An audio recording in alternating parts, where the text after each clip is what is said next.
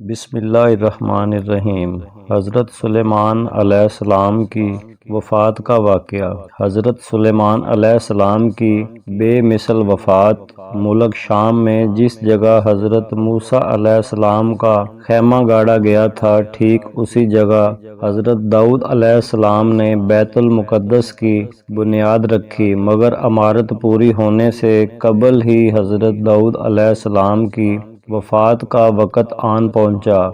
اور آپ نے اپنے فرزند حضرت سلیمان علیہ السلام کو اس عمارت کی تکمیل کی وصیت فرمائی۔ چنانچہ حضرت سلیمان علیہ السلام نے جنوں کی ایک جماعت کو اس کام پر لگایا اور عمارت کی تعمیر ہوتی رہی، یہاں تک کہ آپ کی وفات کا وقت بھی قریب آ گیا اور عمارت مکمل نہ ہو سکی، تو آپ نے یہ دعا مانگی کہ الہی میری موت جنوں کی جماعت پر ظاہر نہ ہونے پائے، تاکہ وہ برابر عمارت کی تکمیل میں مصروف عمل رہیں اور ان سب کو جو علم غیب کا دعویٰ ہے وہ بھی باطل ٹھہر جائے۔ یہ دعا مانگ کر آپ محراب میں داخل ہو گئے اور اپنی عادت کے مطابق اپنی لاٹھی ٹیک کر عبادت میں کھڑے ہو گئے اور اسی حالت میں آپ کی وفات ہو گئی، مگر جن مزدور یہ سمجھ کر کہ آپ زندہ کھڑے ہوئے ہیں برابر کام میں مصروف رہے، اور عرصہ دراز تک آپ کا اسی حالت میں رہنا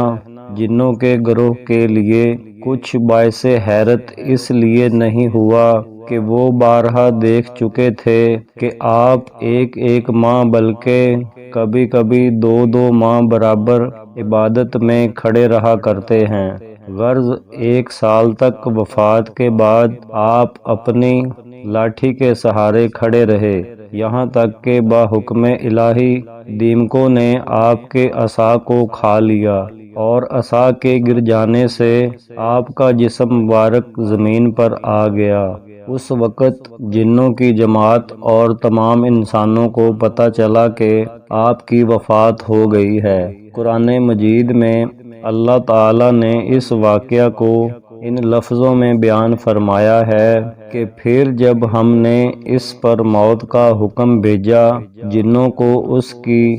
موت نہ بتائی، مگر زمین کی دیمک نے کہ اس کا عصا کھاتی تھی۔ پھر جب سلیمان زمین پر آیا، جنوں کی حقیقت کھل گئی۔ اگر غیب جانتے ہوتے تو اس خواری کے عذاب میں نہ ہوتے۔ اس قرآنی واقعہ سے یہ ہدایات ملتی ہیں کہ حضرات انبیاء کرام علیہ السلام کے مقدس بدن وفات کے بعد سڑتے گلتے نہیں ہیں، کیونکہ آپ نے بھی